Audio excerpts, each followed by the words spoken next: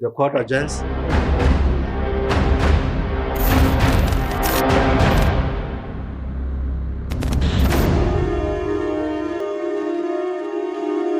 Kind of the classroom and not just only staying on the inside. I thought it was highly interesting.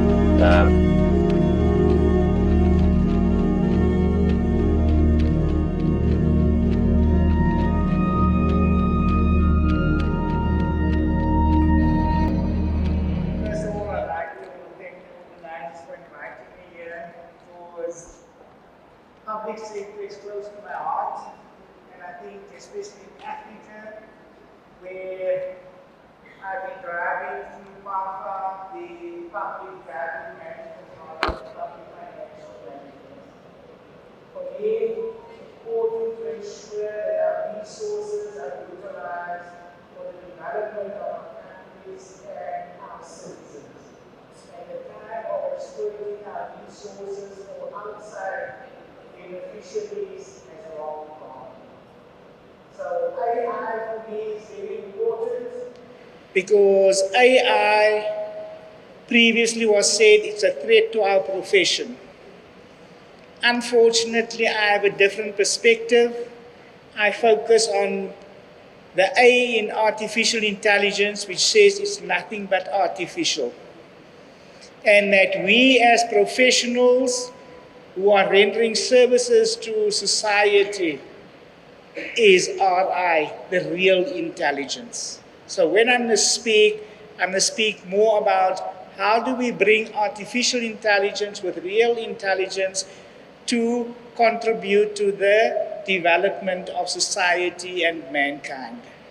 So if you think AI is going to take your job, unfortunately, I always tell people that AI will take the horse, bring the horse to the water, but it's real intelligence that will make the horse drink, and that is you people. So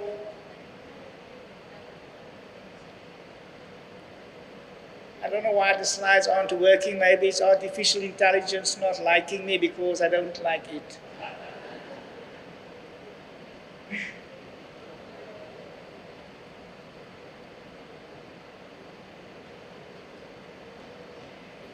But while we're waiting for AI to come along, I think artificial intelligence has changed the role of accountancy professionals. I think days are gone where we are going to say, I cannot submit my financial reports because I need an extension. What AI does for us is that we can produce reports in real time. As we process a single transaction, I can give you a report of the impact of that transaction on everything that happens. More importantly, what AI has done is it has given us access to information that would previously take us a couple of months to go through. We can now do it within a couple of minutes. So time where we say that I need to take a month off to go and do my planning for my budget, that's fake news. You can do your budget planning and development within a day. And the reason for that is because we now have access to information.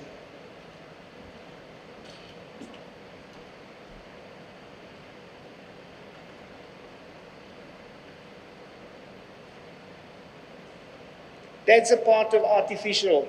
If I had to do that, it will be in real time.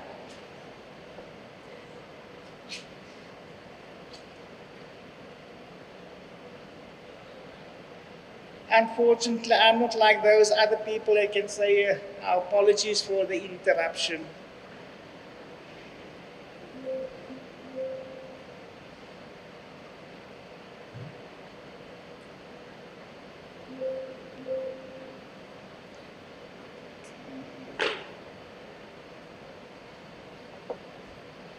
Okay, what I want to discuss with you today is primarily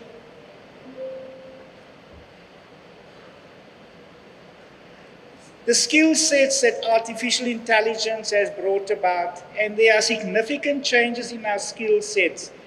The first thing is that having all the technical knowledge and bragging that I can quote this section, this regulation, that is unfortunately not helpful information. You can ask any parent, their 3-year-old can probably access information that we can never access in our lifetime. But that's because they've got the necessary skills to engage. My second part I want to look at is all about data and data management. The days where we are regarded as the producers of information no longer exist. We are the custodians of data and information. And therefore, for us to know how to use information, interpret information, and know how to make decisions based on information is the most important. And the last part I want to look at is decision making. Without information, decisions cannot be made. And it's even more so within the public sector. So I want to start with an introduction. We all know what the objectives of the public financial management is. The first objective is good financial governance. And if you have good financial governance, we will not be in positions where we have deficits. We'll be prudent, frugal in managing our resources and our finances. And this requires financial discipline. And AI will help us with financial discipline in the sense that compliance is no longer key to the profession. AI will do all our compliance functions for us. The second one is revenue collection and expenditure. I know the MC spoke about coming from Johannesburg. Tomorrow they're reading our budgets, and I think we're already in a rock and a hard place in South Africa to be our fiscal deficit is going to be. AI will prevent us from looking at that. The next one is I want to look at is looking at what technology does. The first thing that technology does is it will allow us to be much more efficient, much more productive, and our output levels will be much higher. That's what technology does.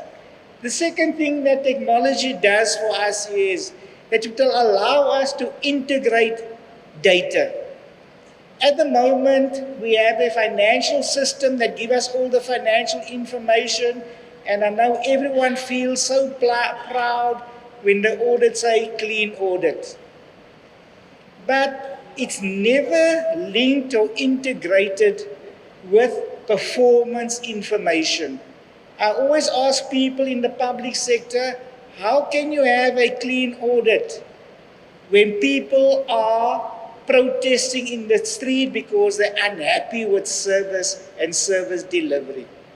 So that is what AI will allow and to do for us. The third and most important part of AI will allow us to be ahead of the curve, because AI will give us significant insights so that we can move forward, make decisions and manage uncertainty, and also that it will allow us to be agile and flexible. I know most of the public sector say that we need to have a minimum 3-year rolling budget. That is old news. You must now have a flexible budget that you can change as events and circumstances change. And that is what AI will do. And lastly, that I want to bring together is to say that the profession has certain objectives as well. Most important is public trust. And I think you know that public trust across the world has not only been dragged through the mud, I think it's become part of the mud. And we are responsible to take it back to the status that it was. Secondly, ethics is not an event. In the public sector, ethics is part of the DNA of those working in the public sector. If you are unethical, you are depriving your parents, your grandparents of opportunities of service delivery. Also, when you look at professional skepticism and professional judgment, we all say we have it. But I'll give you some research that I supervised, which says 2% of the global population can think. 3% of them think they can think. And the other 95% want others to think on their behalf. And we need to decide in which of those three categories you are. And I hope all of us are in the 2%.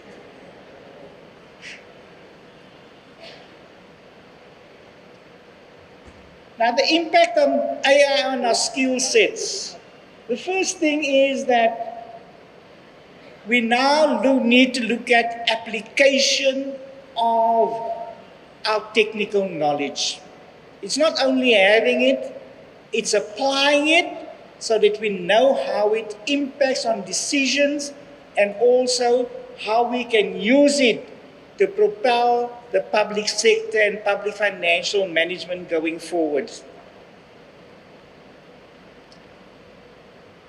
Secondly, critical thinking.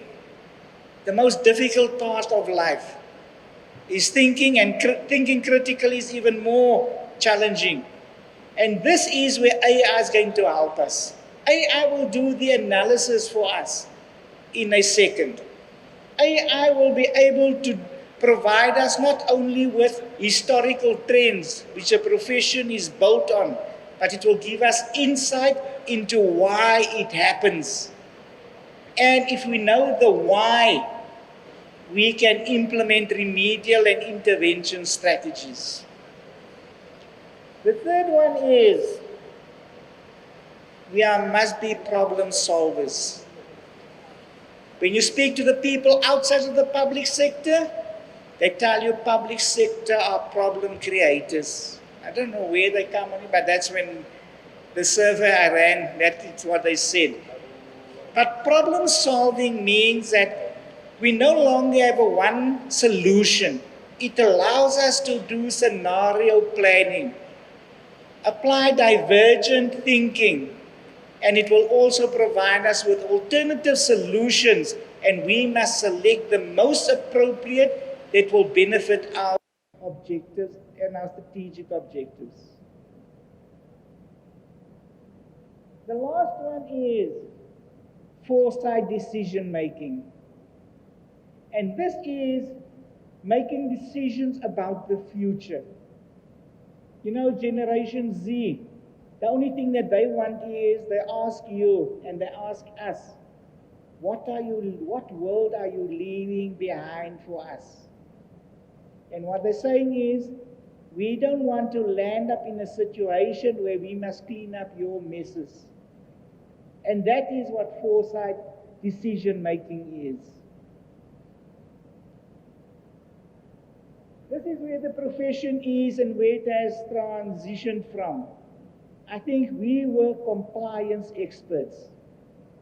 We want to say we complied with IFRS, IPSAS, or any other accounting standards, and we feel so proud we can do it. If you now speak to Your IT companies, they tell you we can do it for you. You don't have to do it any longer. We do it for you. And quicker, more accurately, so you can go and sit on the beach and enjoy the sun. The second thing is performance reporting. Quick question, how many of you use ChatGPT? A number of you. ChatGPT can give you a performance report that will make your writing look bad. Because that is what ChatGPT does, and that is where your narrative reporting comes in. But the nice thing about artificial intelligence, it will write your performance report in a manner that will be convincing to the users. The third part, and this is where the Rubicon comes in. We are no longer those two. We are now becoming advisors to decision makers. So we are now going to be the users of decision making or the users of information to support effective and prompt decision making.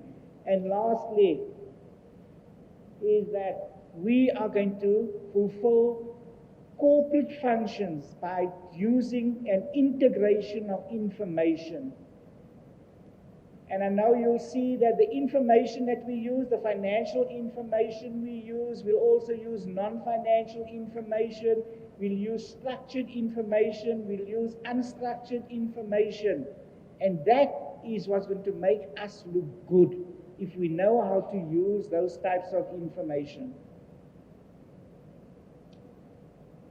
How many of you people heard about DigiFusion? It's a fusion of human beings with technology.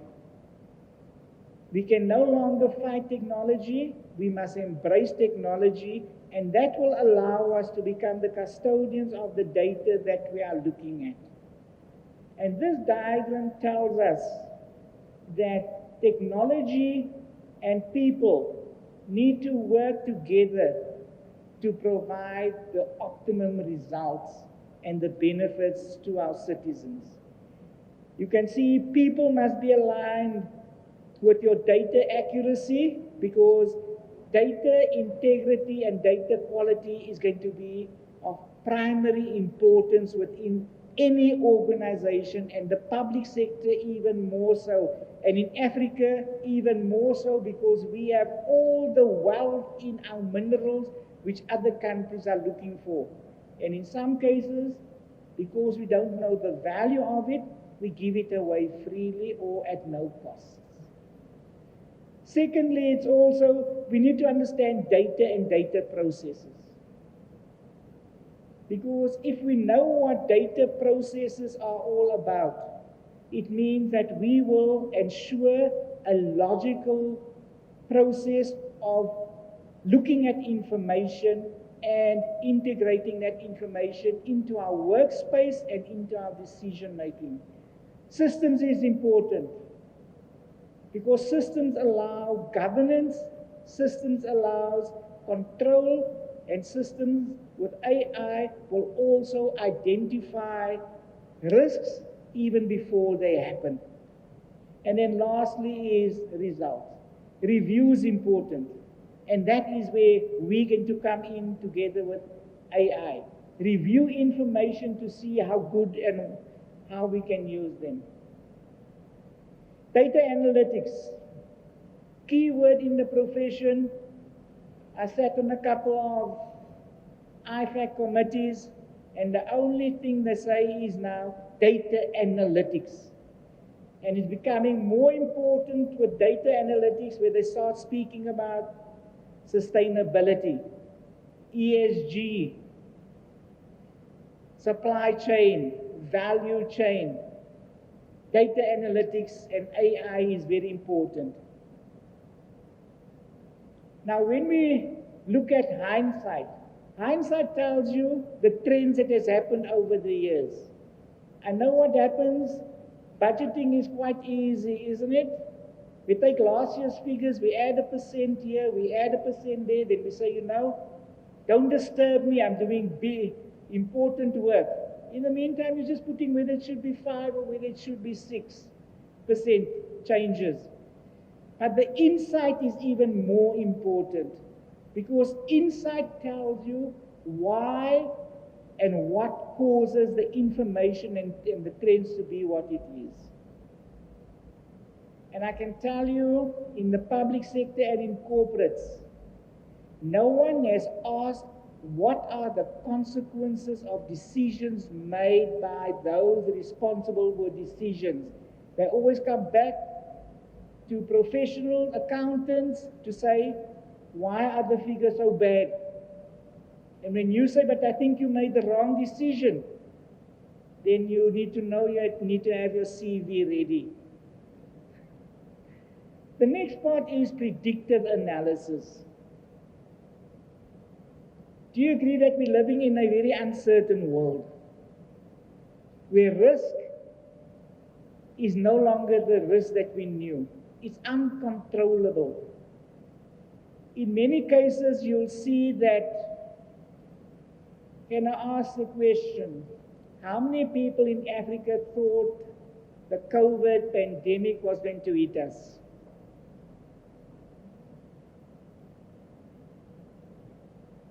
Everyone should have known. If we did predictive analysis using the information from China, we'd have prevented a number of deaths in Africa. And that is using information. Foresight is where we are doing the planning. Now, there's a difference between planning and foresight. Planning means we're planning because we are making assumptions about what conditions are likely to be.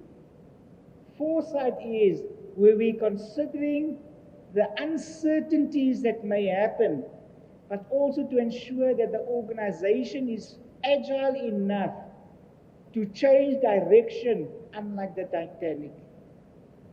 Public sector need to now drive these speedboats. When they see a wave coming, they need to know I need to turn immediately and avoid it.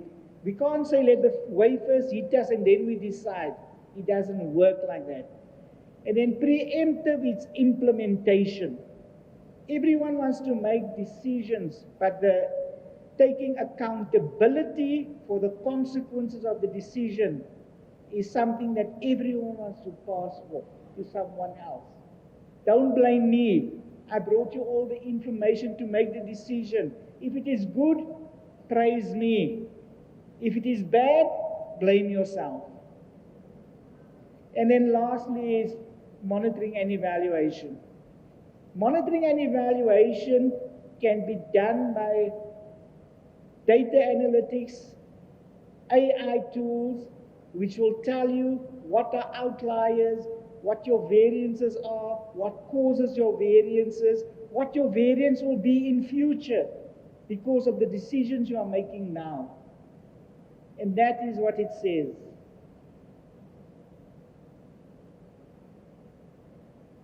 Do we all agree with that? We have information overload. In fact, what it says that the volume of information which is generated on a minute-by-minute basis, we don't utilize 15% of it. So what it does first, financial information, isn't it? We always say numbers tell the entire story. Unfortunately, numbers can lie as well. If you look at your salary increases, they'll give it to you in your monetary value, then it seems a lot. When you convert it to percentages, 2%. Then you feel disappointed. But that's because how numbers can be manipulated. And AI can give you all those variances in how numbers can be manipulated. Non-financial information. You all know that there's news, real news, fake news, and just disinformation, isn't it? Classic example, Donald Trump. isn't it? You don't know whether he's real or unreal, whether he's talking the truth or whether he's dreaming. And that is what happens to non-financial information. And in our performance reports, when you link the performance reports to the financial information that you present, you're not sure whether you're looking at the same department or the same organization. They tell you two different stories. Then there's structured information. And this is what accountants like. Everything must be structured. It must follow a certain pattern. It must be given in a certain manner. And although all our accounting standards says it's principles-based, we interpret it as rules. If it's not like that, it's wrong. And that's because we like structured information. Unstructured information is the most important set of information because that is the qualitative information and feedback of the performance of government entities that we get. Surveys, I know when we do public surveys, we always try and draft the questions in such a way that they give me the answer that I want. Otherwise, they make me look bad. And that is where your unstructured information does. And AI will allow us to integrate all that into one set of data. This is what AI does. It allows us to manage volume. Volume of information, it allows us what we take in 2 days, AI will take in 2 minutes, if not less. But what's more important, it's the speed with which AI allows us to generate information, collect information, and process information. Isn't it? We all know now that RPA or RPO, real-time data capturing. In fact, most tax authorities are now saying is with your sales tax or your value-added tax, when you buy the item by any store, that your output tax will be taken from the seller's bank account immediately. No longer you need to do it on a monthly basis. Tax returns, automated. Speed. So you can't say, I'm still looking for this document. SARS will say, but I already got it from somewhere else. So don't tell me you need more time. Also the variety of data. You can now deal with data from all different sources. And the nice thing of using data from different sources, it allows you to verify the quality and integrity of the information. Veracity, it allows you to verify the quality, integrity, and reliability of the information. And what this is going to do, if you combine AI with blockchain, the auditing profession need to rethink about what they're doing, because blockchain does a level of verification for you already. And then value. The biggest problem with the public sector is that they do not monetize the information that they have. They all keep all this data, all the information. Other people take it and make money out of it. And the public sector gets nothing. The value of information, it can either be for management discipline or fiscal discipline or economic discipline. From a fiscal discipline, there's an intrinsic value. If you read all articles on information, you'll see that information is becoming the most important asset of all organizations. You know, people will steal your mobile. Not because it looks nice. It's the information that you store on it, isn't it? They steal your mobile. The next minute you see, if you do not deposit such an amount into my account, I may have to send these photos to your partner. Because that's the intrinsic value of information. In fact, if you go anywhere across the world, in senior positions, in corporates and in the public sector and in the education sector, it is Africans. If you go to the universities in America, the top people are from Africa. If you go to the UK, the top people are from Africa. If you come to Africa, then we get the foreigners to come and teach us. And then, so I don't know how we exchange.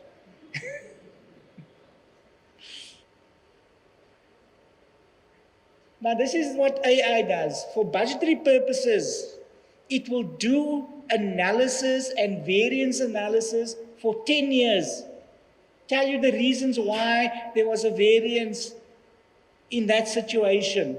So when you're now doing your budget now, it will give you a much more reliable budget. And if you look in the public sector, all the public sector does budgets. The one thing they hate is to assess budget credibility.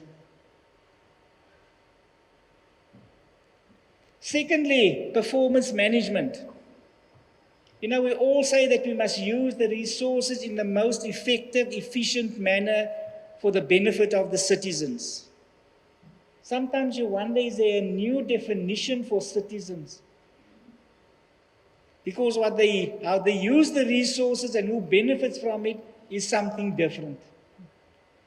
Real-time reporting. We don't need to wait to say our financial statements must be audited.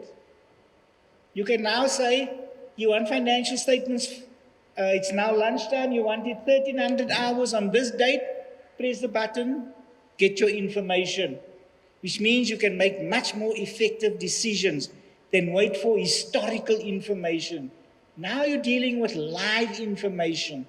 As the information and transactions increase, new information comes in which will make your decisions much more effective, and you'll also make decisions based on the circumstances and environment which is changing.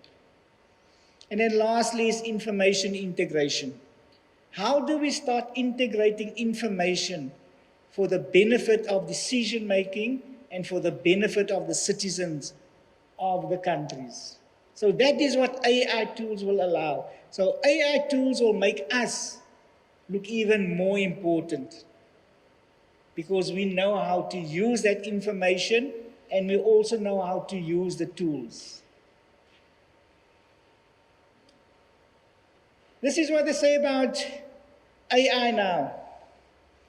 If you apply AI properly, and this is done, research has been done, that AI can increase the GDP by 7%, which is equivalent to $7 trillion per year if you use AI properly. It will also increase productivity by 1.5 percentage points. And these are the people who provide information to the global rating agencies, Goldman Sachs. Secondly, AI now allows you to integrate all sorts of information, numerical information, graphical information, design information. You can integrate it to tell a better story now. So previously, you need to sit there and apply your own skills. How's this slide going to look? I did these slides with AI, by the way. So I look important. Also, with machine learning and AI, it will mimic your behavior. And it will mimic how you use the information to make decisions. And you can then check whether those decisions are made taking into consideration your emotional intelligence, the impact on people. The computer will just tell you, this is it. They don't care about your feelings for other people or caring for other people. That is where you still need the human skills. What it also says, you all know you can do all fancy stuff with algorithms and it gives you all sorts of output and you think, yes, it's good. And lastly, it will no longer be just an enabler, but it will be your co-pilot. So when you walk to work, you must say, before you get into your car, you must say, do I have my AI co-pilot with me? You know, sometimes you say, I need to make sure that my kids or my spouses get in the passenger seat. No, but now it must now be AI. Before you jump to using AI, please take note of this. If you take anything away from this session, that's the important slide. First of all, AI is biased. And it is biased based on the people who developed the program. So don't say that I trust AI with my life. No, you're trusting your life in the hands of someone else who designed AI.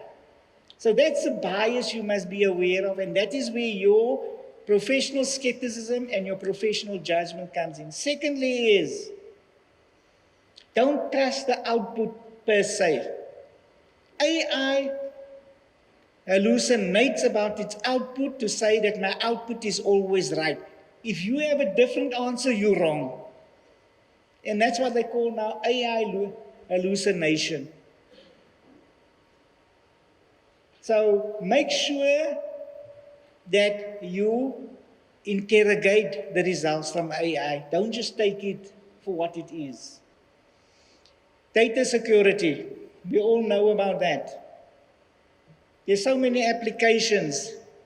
If you use the organization's data in AI, that data becomes public information. So be very careful about what information you use into the AI platforms that you have. No security. In fact, very little security. Secondly, it's also data sovereignty. Your data is no longer your data. I wait for you to put it in the system. And then I sit there, then I say, this is my information. Now, I don't know where you got it from, but it's mine because it's in the public domain. So that's important that you need to take cognizance of. This is how AI is going to impact the public sector. The first one is, it is going to improve the quality of service delivery through constant feedback from the users of your services. You know, when you have complaints, is it again Mr. Jones? Now AI will say Mr. Jones and all the others are having the same problem, and you can then start using it to enhance your service delivery. Fraud and corruption. AI will allow you to detect fraud and corruption because what you do is you design your AI system to pick up outliers, stuff which does not form the normal pattern. Then you can pick it up, investigate, yes, it is. So it will reduce, you know, the swear words in the public sector, unauthorized transactions, wasteful expenditure, ruthless expenditure. AI will help you to detect that. Value for money. Value for money will ensure that you can measure the value that you get from utilizing resources, which means where you have assets which are no longer utilized, AI will tell you that asset is not utilized. You need to think again about whether you still want to use it or whether you should sell it. And that is what it will do. Resource evaluation.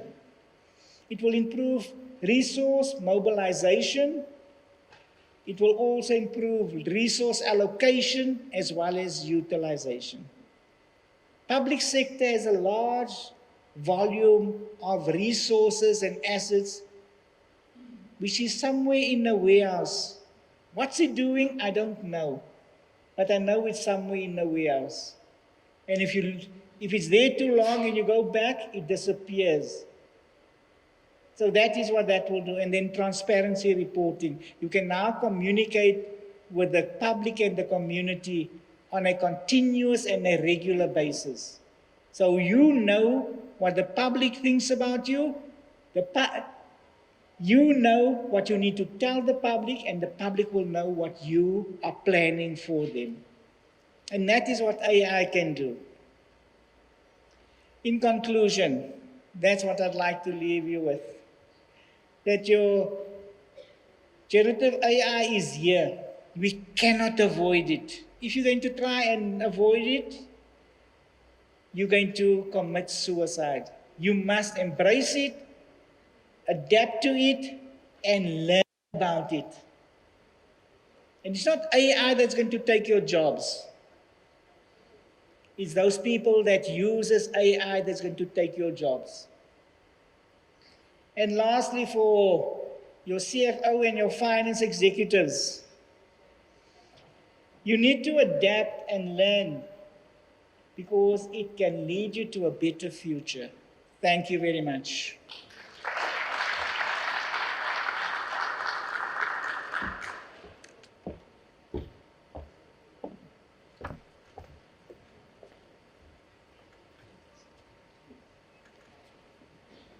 Ladies and gentlemen, thank you very much. Thank you, Prof, for your enlightenment and your insights.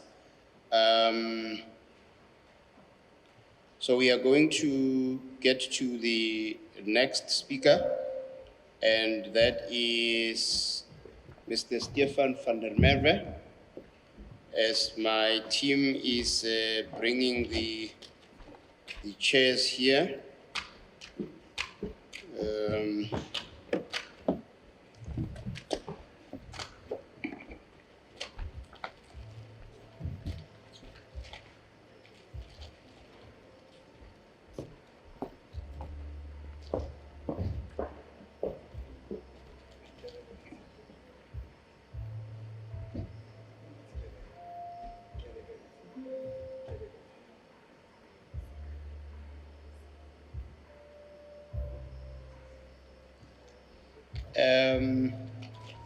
I had a visit from the chairperson of the AAAG, and he has asked me to pick the speed up a notch.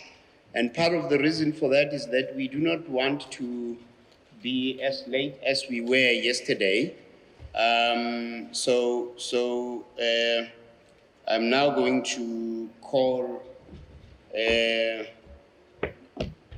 Stefan, and he says about himself, he is an experienced accountant and auditor and has held various positions over the years. I like that as a summary.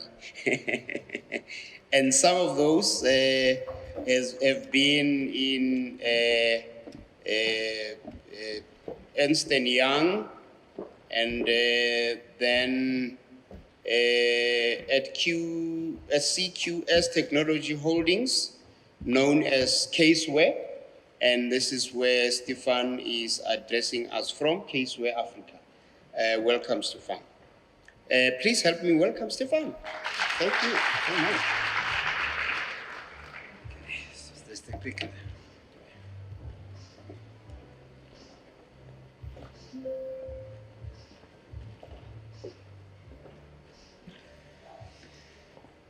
Like a good software guy, I first just want to test the clicker. Good morning, colleagues. I hope you give me the honor to greet you as colleagues. I'm well aware here is public sector finance professionals, yes, auditor generals. There is accountant generals in the room, and I just want to acknowledge and greet you and thank you for giving me your ears for a few minutes. I will try to speed it up. I've got a message. Thank you, Program Director. So I am going to share with you, talk to you about the following subject. Business process automation, the potential value to the public sector. It's not as exciting as artificial intelligence, but please bear with me. Business BPA, business process automation. Well, business process automation, I don't think you can read very well there on the screen, maybe on the screens at the bottom, but refers to the use of technology to automate those routine processes and tasks within your organization. And so this is a nice definition. And the purpose of it is to enhance or improve efficiency, decrease human error, and at the end of the day, improve productivity. I think those are really words that sometimes resonate more with the private sector. However, I think we've got to the reality in the public sector is words that resonate really well with us. I think in the context of budget cuts, in the context of decreasing economies, to work with your staff and to work with the resources that you currently have, the only way to get a job now done is to be more effective and to be more productive. The only way to optimize your organization is to use technology. There's different types of business process automation, robotic process automation, that is the use of software bots to send those repetitive tasks. For example, the SMS that you receive that your tax return is due. That's a very nice use of robotic process automation. And the reason I think why I'm saying this to you is to let you start to think, where can I use these technologies? Because otherwise, this is just theory that really doesn't help. There's another business process automation is workflow automation. That is that automating the flow of the process, step 1, step 2, step 3, within a business process, and then rule-based business process automation. This is where there's a bit of an element of decision-making. There's well-defined rules, and you can preempt those business processes, and you can use technology to be a bit more advanced. It's not now artificial intelligence, it's just applying a bit of logic into your business process. I'm going to maybe give you a nice example of workflow automation. An example is something close to our heart, which is the preparation of financial statements. So we had a client industry in Africa where we needed to look at how their preparation of the financial statements process worked.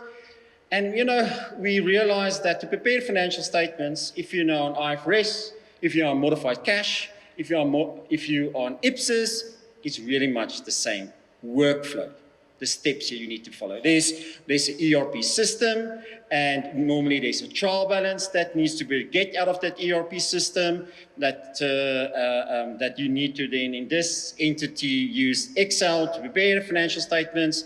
However, the legislation requirement required a bit of detailed appropriation statement, which have programs and sub-programs, not just actual information, budget information.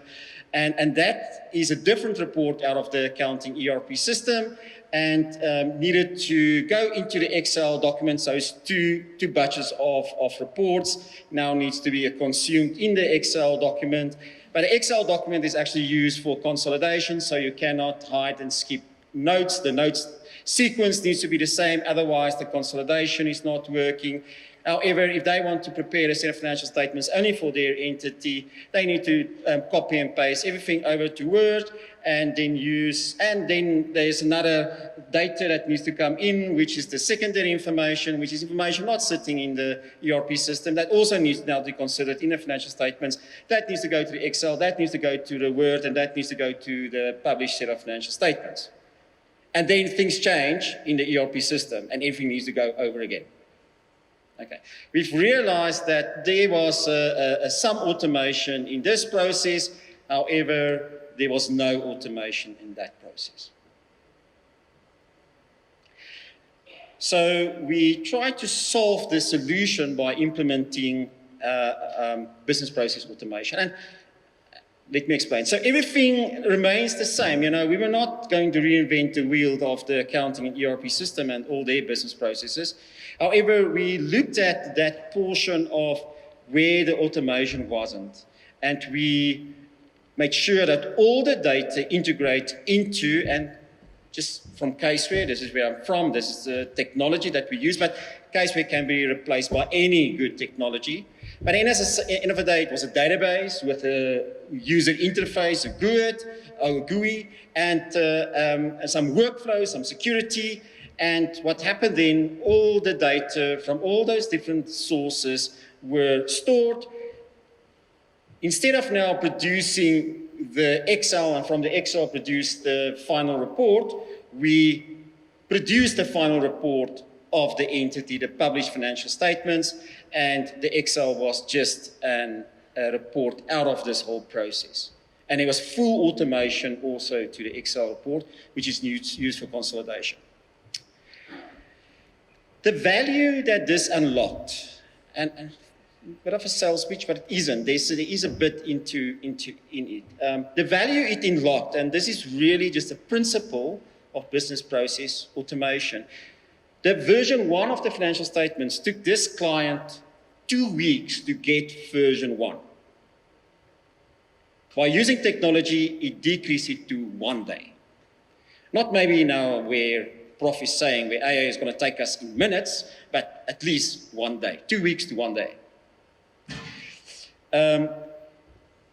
There was less errors, human errors. And remember what is business process automation, one of the goals of it is to achieve this. And there was a decrease in human errors, those copy-paste one. We all know is the copy-paste errors. The quality improved. And what was fascinating was the user wasn't happy with the result they were seeing because it actually showed them the error much quicker. And then it was, no, this cannot be, this is not the output. Then you go back and you go back into the general ledger, and well, this is the balance, this is transaction, this is an error, this is how it will present in the financial statements. And help them, the users, to go then back into the system, do the corrections, and with that whole iterative process, the quality of the financial statements all of a sudden just improved, and you know the quality is tested in the audit process. So then the audit outcomes improved. And it wasn't a smooth process, however, at least the user were in control of their destiny. Iterations. We needed to make sure that this is, I truly believe this, there is magic in the iteration. There is magic in the doing it over and over again. So, however, if it's too cumbersome, then that is also counterproductive. So we need to be able to handle iterations iterations were handled much better. The compliance changes were handled much easier, and effectively, a risk overall was just implementing a normal, good business process automation. Risk would decrease because in using technology, the human factor or undue impact in the process were removed, and that just reduces the risk.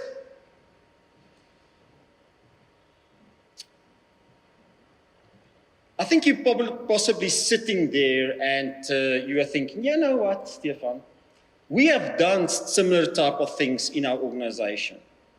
Why we have possibly done better things in our organization? Why are you talking about this at a conference?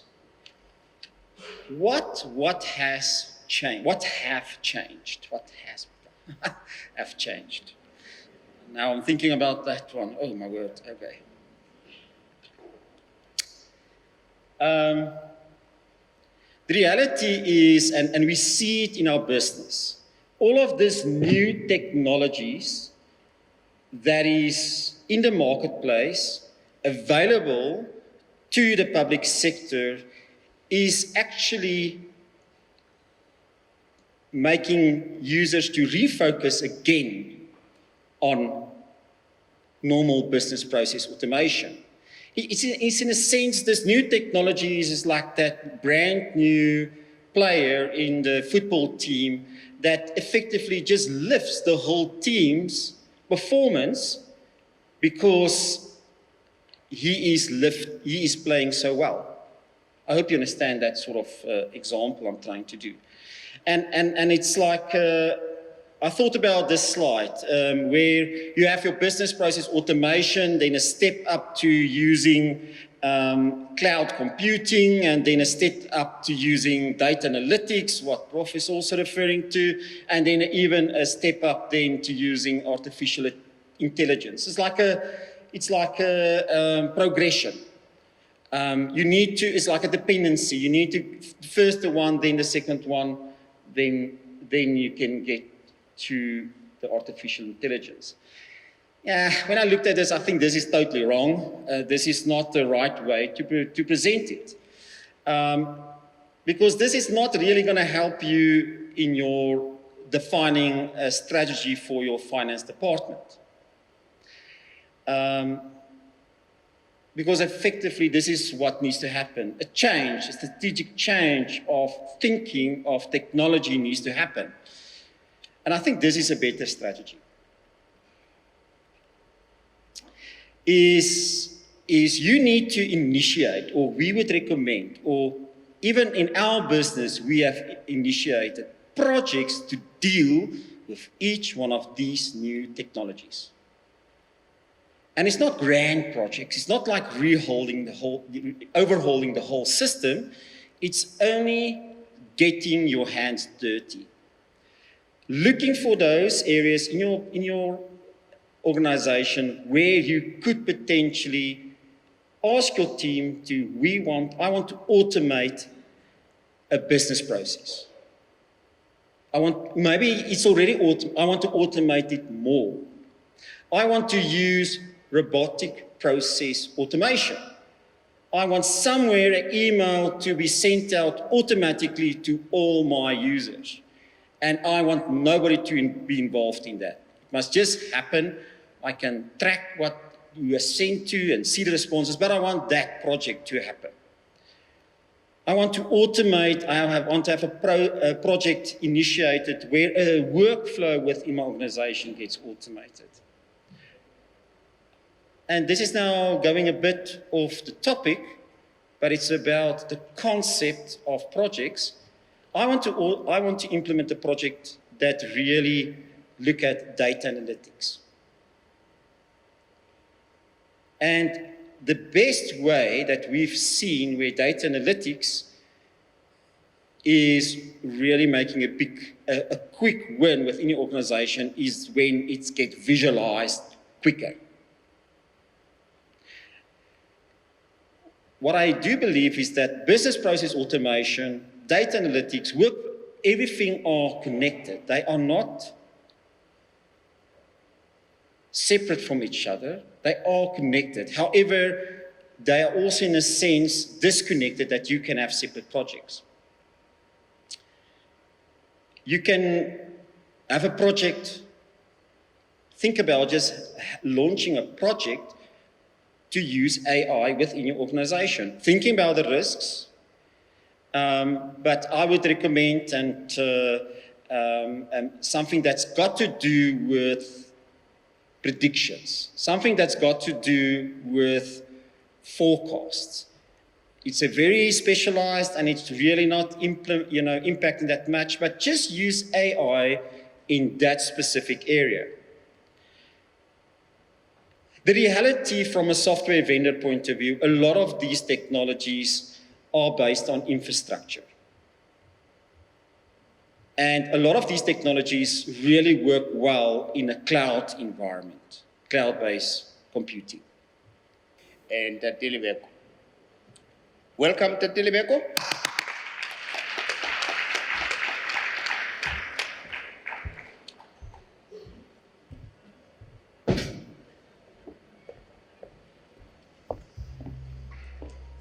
Bomele Bontate Kalebo. As I've been introduced, my name is Lebeko Solo. I'm not an accountant. Let's start there. If you were to find a word for me, I'd probably prefer engineer. But be that as it may, I'm going to talk to you about digital government technology platforms. As I said, I'm a digital evangelist. I believe in keeping things digital. So I will share with you what I think your job is. Most of you work in government like me.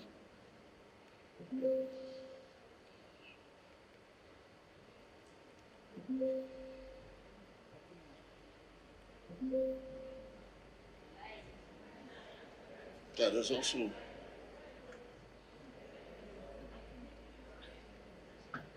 Okay. I've often found myself asking, what do governments do? And I realized that behind us we have 200.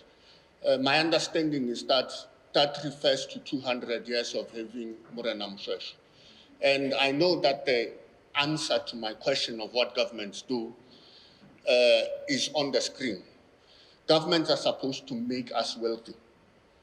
In 200 years, are we wealthier or poorer?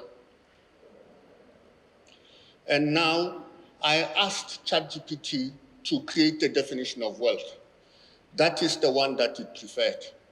And I will only look at the last sentence on that. It signifies prosperity, abundance, allowing individuals to meet their needs, pursue opportunities, and achieve long-term goals. It's too long. Wealth is time. Let us understand, I worked in the telecommunications industry. One of the things I did was introduce mobile money to Lesotho. Now, I didn't understand then what I was doing until I understood that instead of having my money sent me, I can now send my money to perform a task. I became instantly wealthier because I had more time. Now, your job is to make sure that the wealth that we have accumulated, you hold in trust for us and you make us wealthier. The decisions that you make should make us wealthier. That is your job. You are accountants. You account for that outcome. Now, what's a digital government technology platform? The software and technologies that allow governments to offer services to citizens digitally. Why should I come to your office if I don't go to the bank? Why? I do not understand.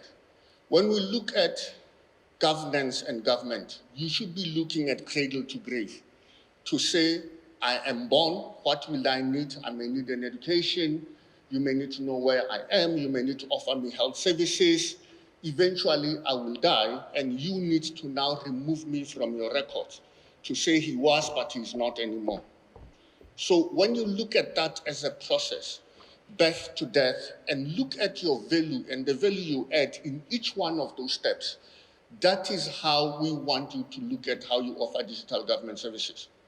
So from the time that the child is born, how do you make sure that you now know who that child is, where they are, who their parents are, what kind of citizen are you preparing for?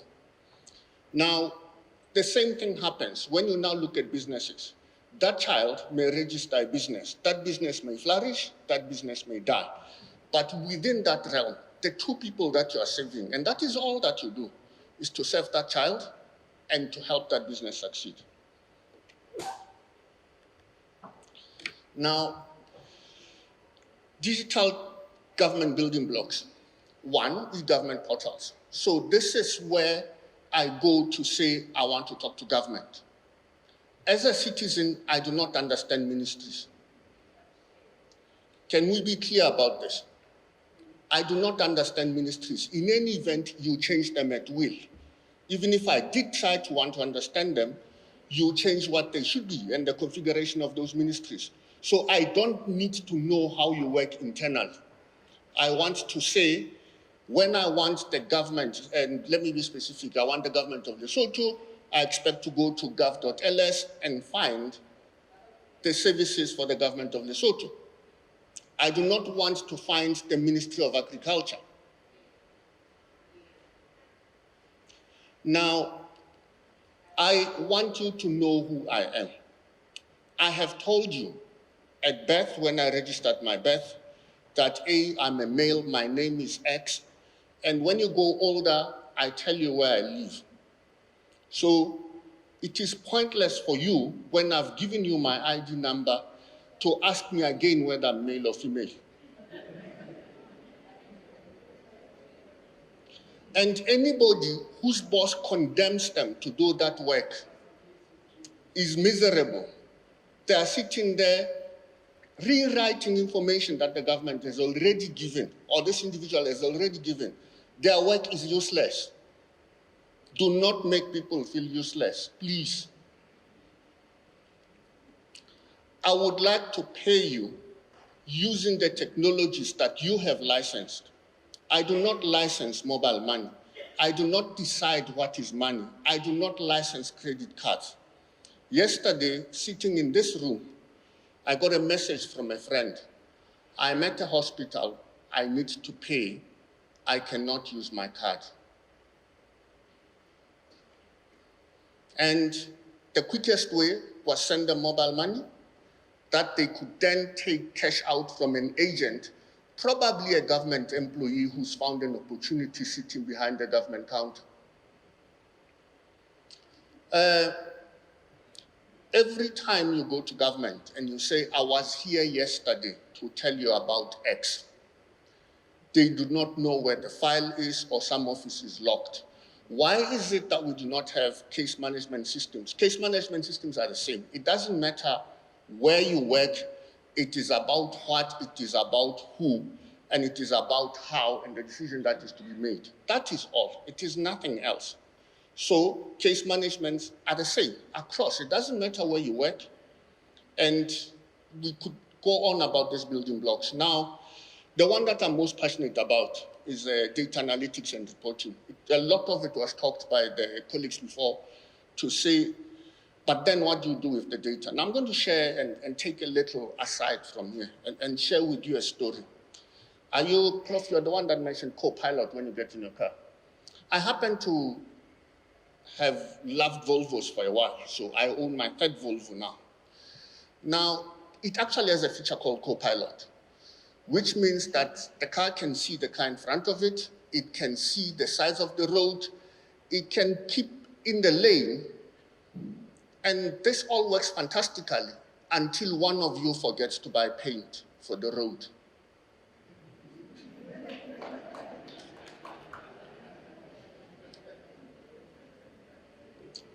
So, while the car can see, can analyze, can do this, it is also stupid. It is not sharing this information with users. I attended the funeral of a friend over the weekend in Gachasnek. Gachasnek is a beautiful part of Lesotho. Unfortunately, it's a little too far for our guests to go see, but we have the Tabataba National Park there. It's a really beautiful place. And somebody had the foresight to build a road from Roma past Simonkong to Haskag. It's a beautiful road. And on driving on that road, I noticed that it's starting to get potholes. And it occurred to me that a few years back, maybe 10 or so, Mercedes-Benz invented technology that looked at the road to prepare the car for what was to come. So that if the car sensor saw a pothole, it can prepare the car so that it would not shock the occupant with this opulence to fall into a pothole. But there's nothing wrong that stops that car from reporting back to say there's a pothole here so that we can start fixing now instead of waiting for the future. So I'm not yet talking about artificial intelligence. Yes, we're starting to get in that realm. But what I'm saying is technology is useless until you compose it to do the things that you want to do. You can look up a whole topic called composability. It talks to this thing to say, how do you bring different things to have a composition of the public service you would want or the technology to do the things you would want? And I'm going to argue, other than South Africa, is there anybody else in Africa who makes tires? No? Which means that every time your government allows a pothole to become a disaster, they are actually exporting money to other jurisdictions.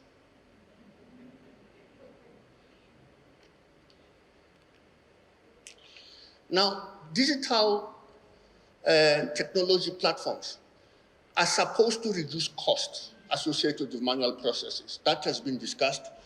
They're supposed to improve access for citizens and businesses. I have talked a little about that I'd like to be able to do what I need to do where I am at the time of my choice and at a place of my choice.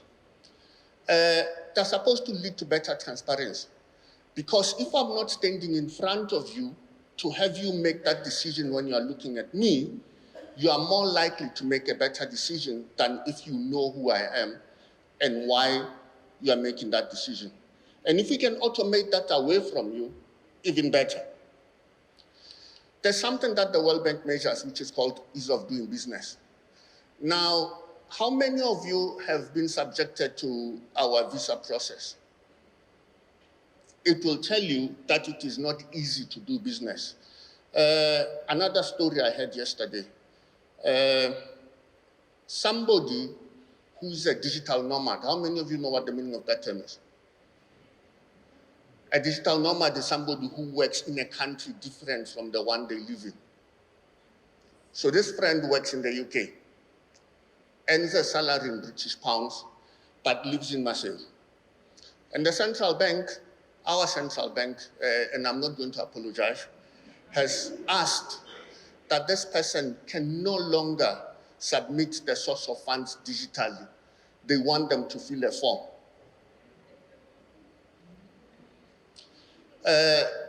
We are here trying to say we want to be competitive. We want our government to work correctly and to do the things that we would like to do. And we are the very ones who are making the decisions that do not support the future that we want.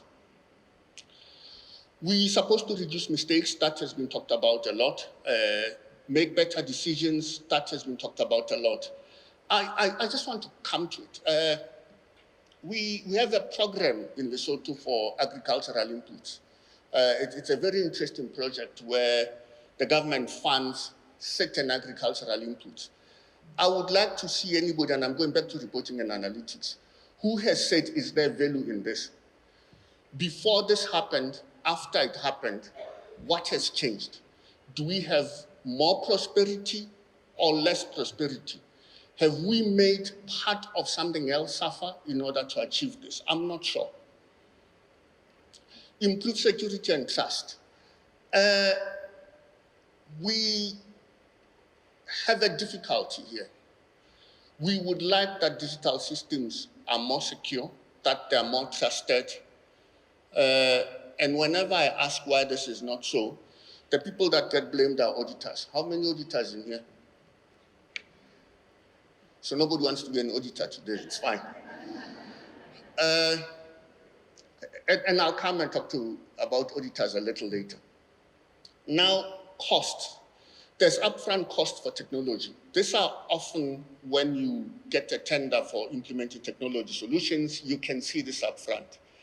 A lot of the time, the people who issue tenders for this kind of projects never ask about the total cost of ownership. So they never tell you how much you should expect to spend in 5 years to own the technology that you've just bought. So cost becomes a challenge where people remove technology before they've realized value because they now say they can't afford it. Collaboration and coordination. It is important that we cooperate and that you coordinate multiple stakeholders in order to achieve things. I've given you an example of a principle called once only, where I'm saying, if I have given the National ID Department the authority that should know who I am, if I've told them who I am, when I go to the next authority, my expectation is that by presenting my ID, I am consenting to have them pick up the information that is relevant about me from the previous department so that they can offer me the service which I need. And incidentally, for those of you who are public servants in Lesotho, please go read the National ID Act of 2011. It says you should not pay people you don't know, and you should not use my money to offer services to people you don't know. So if somebody does not present their ID, you technically have the right to deny them service. It's the law. We've talked about data security and privacy, and we handle sensitive personal and financial information. And we need to trust that governments will do this correctly and that they will offer this information with the consent. We need to be scalable and flexible. What this means is that, I noticed that Maseru, the traffic here is not scalable. Immediately yesterday, because of the event we had here, I could not get to work because, Mushasho Road jammed up. All of these things happened at the same time. Now, when you move to digital platforms, you are going to lose the scalability and flexibility unless you plan for it in advance. And unless you offer the right incentives to make sure that you do not overwhelm your systems. If you say, as an example, that tax returns must be filed by a certain date, and you do not offer me an incentive for filing earlier, then you are going to find out that your system is not scalable because we will all hit it at the same time. So just be careful how you do things. User adoption, acceptance and adoption. There is no point in creating systems if people are not going to use them. So you need to bring your users along and make sure that they use the systems that you create. Data governance, it's been talked about. I will not go back and belabor that point, but it is important that it is governed correctly and that you know where your data is and that it remains your data. Change management, we are preparing for a change, and this is now where the auditors come in. We are preparing for a change in how we do work, in how we interact with each other, and in how we perform. Now, I've been told that digital government technology projects fail. Poor leadership is mine. I know for a fact that they fail because of poor leadership. Either somebody assumes that it is something that is handled a level below them and they do not pay attention to it. And then we've always done it this way. We have a way of saying we've always done certain things this way and we will not change because Lebeko is standing in front of you today. Now, fundamentally, there are people who benefit from the chaos and the manual processes. They include some of you. I'm not excluding myself. I'm a civil servant too. So some of us benefit from this chaos of manual processes, so we do not want to see them change. We do not want to accept that we may not have the right skills for the future that is in front of us. We remain uncommitted to making these changes that we talk about. And we fail to collaborate. If you are called to attend a meeting, you do not come. You send somebody else who does not have the authority to make the decisions that are required. We have legislators that do not make the laws and regulations that we need in order to move forward. And every project that I've worked in, I have been told that, but if I don't have this piece of paper, I will be unable to produce it at audit. Everyone. So people blame the auditors, but they fail to invite them in the room when they start to assess the risk, to understand how they are going to audit systems. So I'll give you a simple example. We implemented an IFMIS in Lesotho. It used to be that I could go in there and type in a requisition. I'm now told that the requisition has to be on paper and done outside. And somebody is condemned to repeating that in the system. When it's done, somebody prints it out and signs it. And then when you go to create an order, somebody prints it out and signs it again. Because I'm told that this satisfies auditors. I do not think that auditors are like that. I think that we have always done it this way and we're comfortable doing it that way. When you walk into a typical government office, there's a stack of paper which is now presenting a fire risk and everything else. But we blame auditors.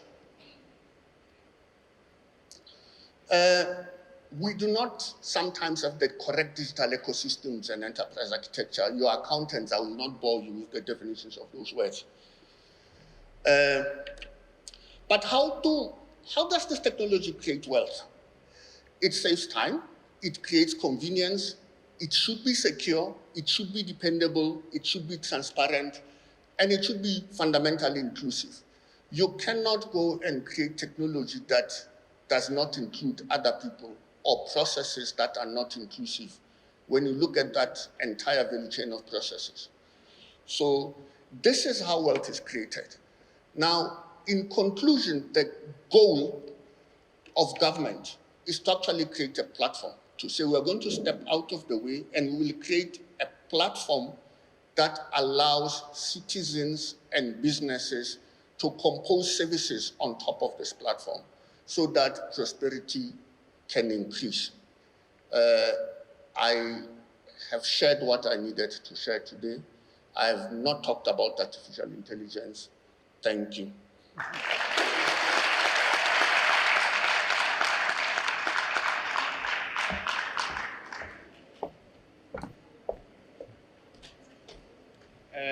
Thank you so much, Ntate Sillo. Another round of applause for all of my speakers. I did indicate at the beginning that my desire was to have a very insightful session, and all of my presenters have not disappointed. They have given us quite a lot of insights for us to digest and think about. I'm actually going to put this on my CV. But let me invite the moderator, and this is now the opportunity. We have limited time because we are chasing, so we are going to ask that, as I indicated at the beginning, that you have your question ready. We will look at how we are doing, and then we will break for tea. But in that time, it will come.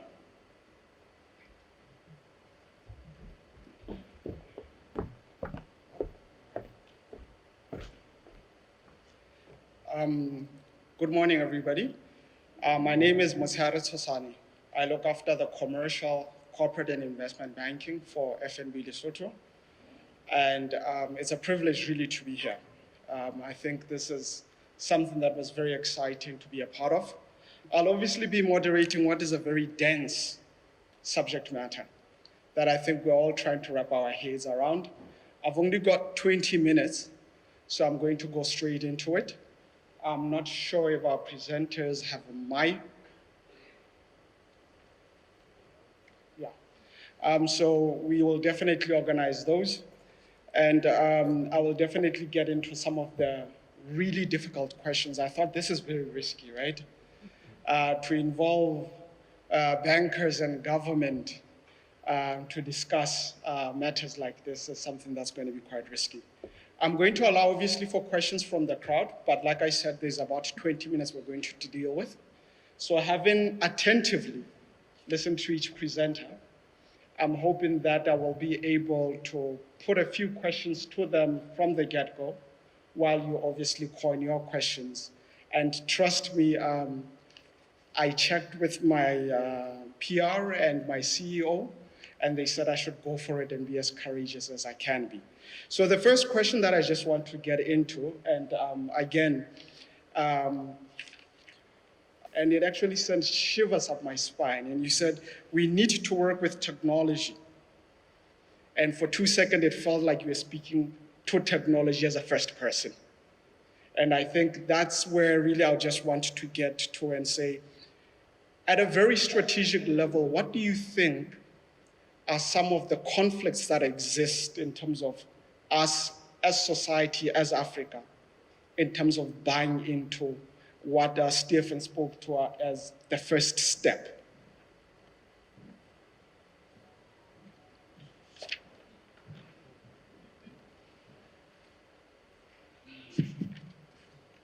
think to answer your question for me is the first step is to say that technology will not determine who I will be, but it will help me to become a better person that I want to be. Okay. So the first step is to say yes, technology will not take my freedom away. It will not take my intellect away, but it will enhance and benefit me in terms of how I can perform my functions more effectively and efficiently. I think it's like Stephen said, the first step is to say, don't fear it. No, thank you, Prof, for that succinct answer. And I just maybe want to follow it up while I'm still with yourself. One of the visions or the mission of the institution is around accountability. And I will explain it in a very simplistic manner. I have seen us where work is being done manually and people are easily accountable. Then you introduce a system and work goes wrong and they say, oh no, it's a system. Or they used to perform a task and you aid them with the system goes off and they say, I can't assist you, the system is off. So I just want you to maybe unpack that for us to say, the implementation of technology and AI, what are your thoughts around its impact on the users and their level of accountability? I think I was at another conference where I presented and I said, the use of AI blindly is dumbing down society. But to enhance accountability, I should fully understand what the AI is doing to facilitate what I would have done. And I normally tell people that if I know what's in the black box and what the black box is doing without knowing, designing your coding, etc., but I know what it's doing, then whether the system's down or not, I can still help you because I know how to do it. I may not have access to the information at that point in time, but I will be able to assist you. So for me, is to say that to enhance accountability is to ensure that we clearly define what are my responsibilities so that I can accept full accountability for the consequences of my actions, irrespective of whether I'm using AI or not. Okay. No, thanks for that question, that answer, Prof. At that point, I actually just want to maybe jump to yourself, Ndate Lebeko. I think as an audience, while we're still wrapping our heads around the technology, we can recognize, and you alluded this quite strongly, there is technology that has been in existence for quite some time, that we haven't even gotten at full absorption or implementation and the benefit of that technology. And you touched a little bit on some issues, but I really want us, before we speak about the next great thing, what are the conflicts that exist today that we have to overcome as a society, as various countries, that have hindered us to actually benefit from the already existing technology? What are these conflicts? I think number one is learning to let go. We tend to walk the path that we've walked and we do not let go. So we do not let go of pen and paper even where we should. We do not improve pen and paper even where we should have. Yeah.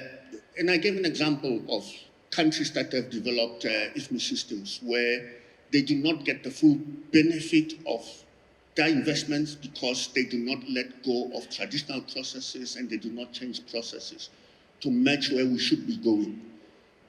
we are stuck in the past. We do not want to see confections of technology. A lot of us have met WhatsApp chatbots, but none of us have said, how do we implement something like that for our citizens? No, thanks for that answer. Because I think that a lot of us are asking ourselves, I mean, a lot of this technology has definitely gone through. We're talking automation, we're talking AI, and we still have a lot of convincing to do in the different quarters. And you definitely said that you are an evangelist for technology around that. Then there was a very sensitive topic that you touched on around transparency, and this as well cuts to the mission, transforming, building trust, and a level of transparency. So before we obviously just park that, and somebody once said to me, he said, find me where there's paper, and you will find some challenges there. But I want to ask it in a very profound manner, right? And I'll go asking it in a very profound manner. When you look at the African continent, we've got high formal unemployment, we've got struggling GDPs. And if you look at Lesotho, ironically, while the GDP has been taking a knock, the amount of cash in the system has been growing. So I just want to understand, how do you then balance the mandate of a government, right, in terms of job creation and the transition of introducing technology? Because I think if we can get over that divide, it would accelerate absorption, maybe. What are your thoughts around that, Ndadele? I think technology creates jobs. On the contrary, most people think technology takes away jobs, and I'm going to argue that technology removes meaningless jobs. I could very easily stay and farm tomatoes if I knew that tomatoes would work and I had the technology to monitor those. And I'd probably have a more meaningful existence than filling in forms, repeating people's names. So I'm not convinced that technology takes away jobs. It creates opportunity. It is what we do with that opportunity that's important.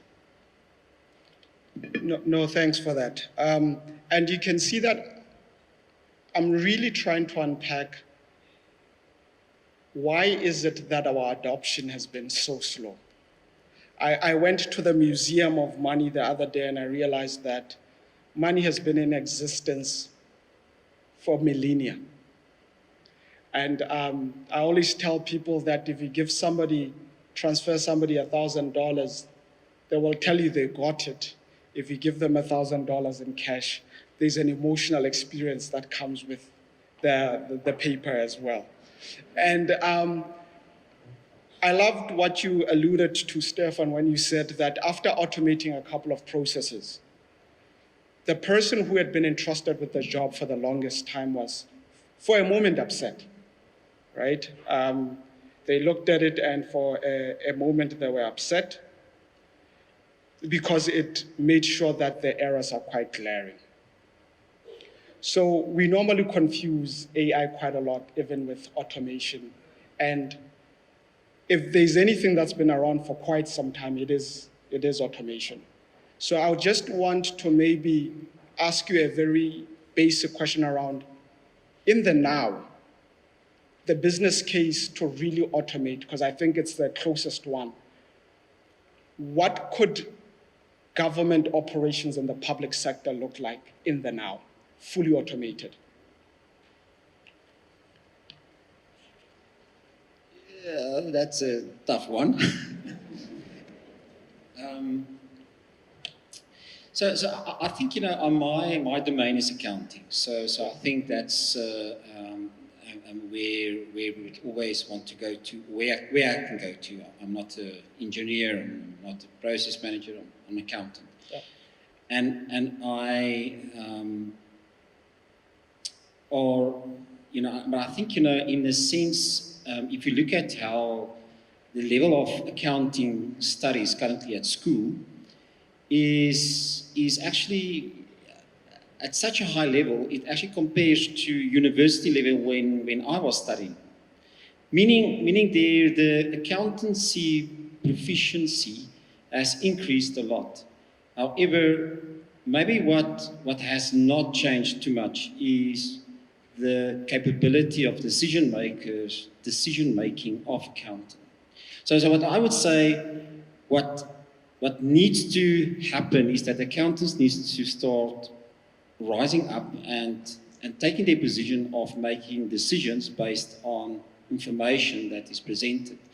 And that is sort of, it's a human thing. It's actually not an automation thing, but that will lead to better automation because that is the way an accountant's brain is structured, and I think it's just that, that the accountants, their personality is sometimes a bit reserved, but get out there and say, listen, this is the better way of doing things, and it will make a big difference. No, thanks for that answer. If there is a roaming mic for the audience, I have 5 minutes, and I'll obviously take instruction from the program director. I would maybe just want to note 3 hands for any questions within the crowd. There's a hand here.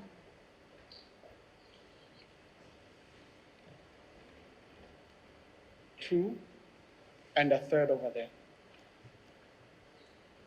Can you guys hear me? Okay. So my name's Anab Sabri, and my question is for Stephen. I really enjoyed your presentation, and I thought it was very timely because if I take a look at the context that we're operating in my country, we have a lot of manual and automated processes working in parallel. So now we're taking a look at how can we fully automate the whole business process from the beginning to the end, from budget preparation to payment execution. And I'm wondering, you mentioned the incremental approach. So what advice would you give to us as civil servants in the implementation of this business process?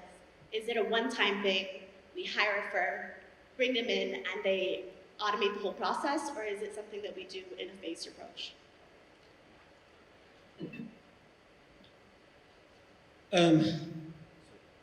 Yeah, sure. Thank you for that.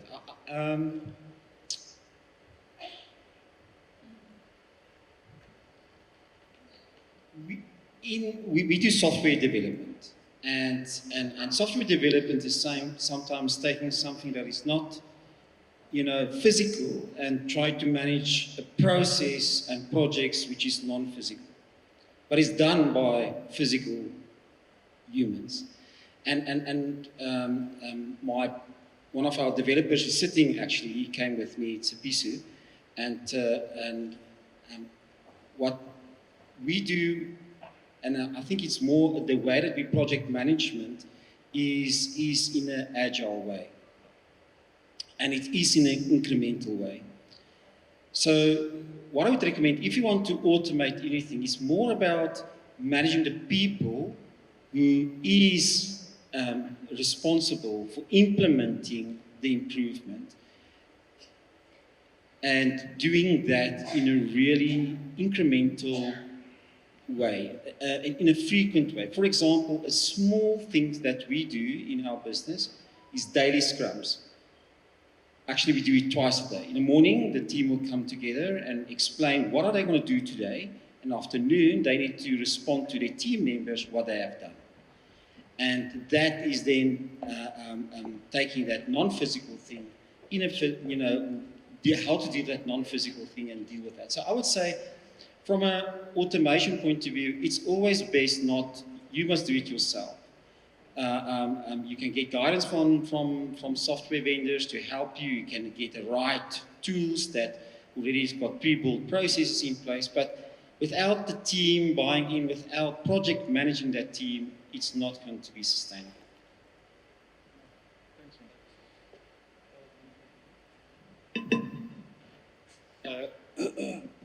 Thank you. My name is Samuel Diani from Botswana. My question, I think, will go to the second presenter or third. I think we could cover both of you anyway, because it's around. But first, let me say, in Botswana, we are talking a lot about digitalization and also hinting on going to the cloud computing. So my question will be around the cloud computing vis-a-vis the data security there. I mean, how safe is it? I mean, talking to the risks, considering that I believe there are people, there is somebody who owns that space. How safe is it for us maybe to consider going there in terms of data security? That's my question. I hope it's clear, asking it as a layman.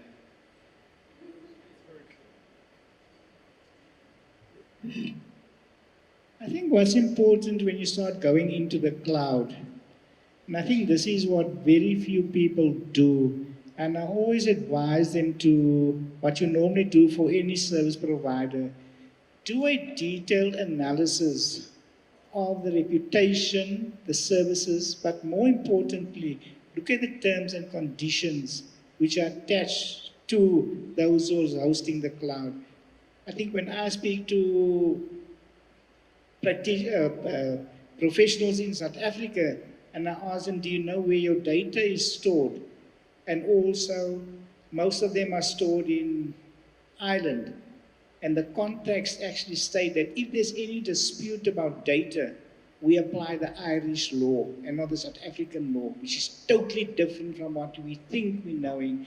So if you don't know that terms and conditions of your service provider, you are setting yourself up for failure from day one. There was a third and final. I think this issue of cloud is important, and I find it intriguing that it is coming from Botswana. And the reason I'm saying this is because the government of Lesotho set up a private cloud using advice from Botswana. But for you, if you want to understand the dangers that Prof has just alluded to about where you contract and why that's important and jurisdiction, just look up Lesotho versus Fraser Sol.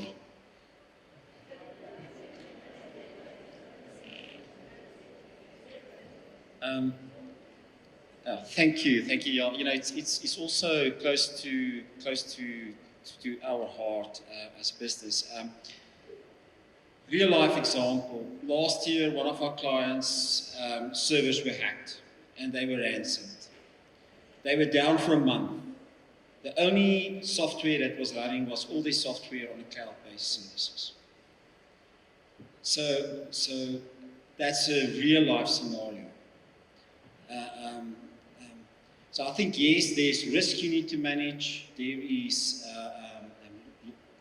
court cases. However, it's improving. There is progress, and again, a good document. I'll say again that cloud services for South African context, but I think it's a well-written document from the public sector.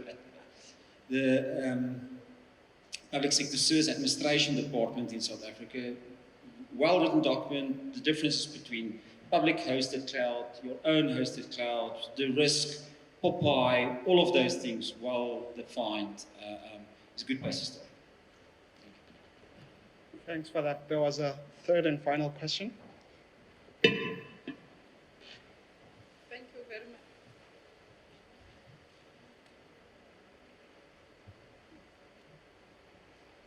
Thank you very much, Lada. My question is going to our Lesotho government evangelist that I just want to know how influential are you to advise the government of Lesotho as the evangelist?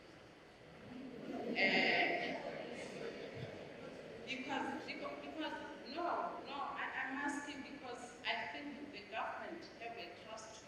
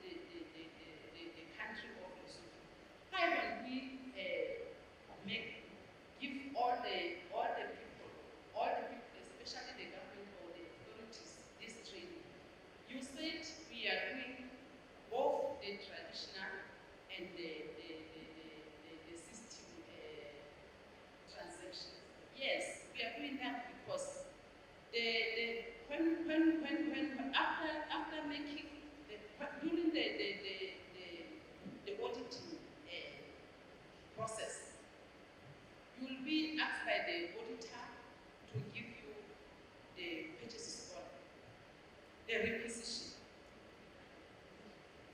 which is the double transactions, because we have already made it in the system and we are also made it in the minor.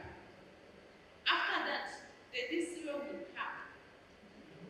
Both the DCO and the PAC, Public Accounts Committee. When you go there at the parliament, they don't go into the system. They just want you to give the material, the documents. So I just want to know, how are you advising our government so that everybody will be trained these systems? When they want the information, they just go to the system and see all the information. Thank you very much. My name is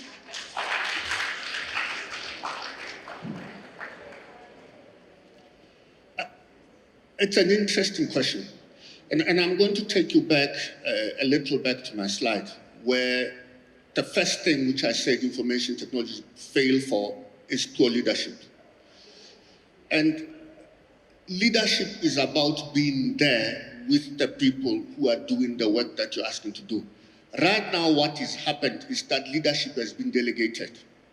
It has been delegated down to accountants. We have tried to insulate the people who are legislators from using technology and to understanding technology.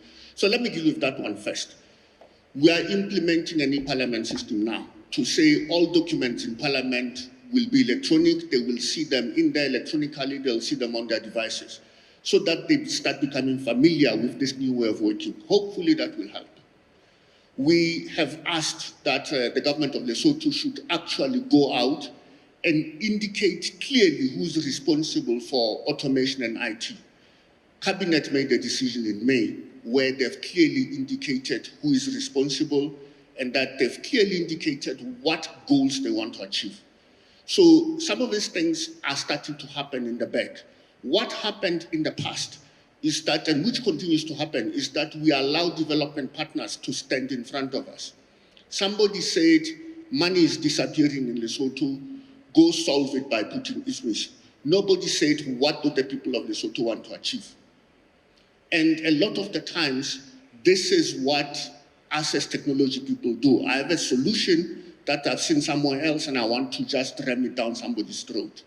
This generally doesn't work.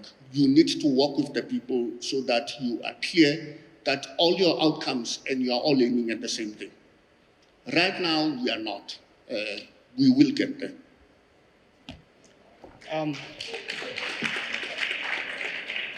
Thank you very much for the panel.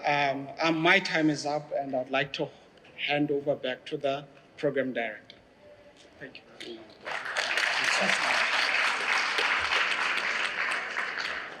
Thank you very much, ladies and gentlemen. Just the first announcement.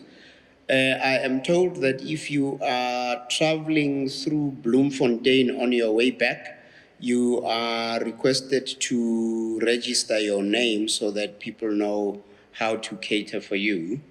We have come to the end of this session, and I am eternally grateful to our eminent speakers. Thank you very much for all of your insights. A big hand, please. And thank you very much to the moderator. We couldn't have wished for a better moderator. If I may, just now invite my friends here to come and give the gifts to the speakers as well as moderators. This is just a token of appreciation from us to you for all of your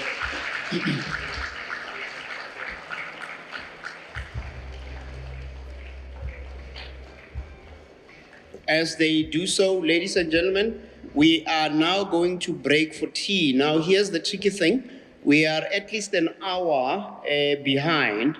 So that means we are going to, I'm hoping that the system will be a little bit more efficient than it was yesterday, so that we are going to eat very quickly and come back so that we don't lag as behind as we did yesterday.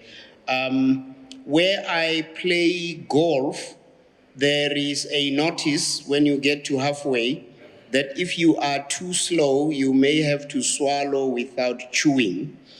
I don't want to impose that on you, but if I feel like you're being too slow, I'm going to ask you to swallow without chewing and get back here. If we will, ladies and gentlemen, go to tea and then come back in 15 minutes. Thank you so much.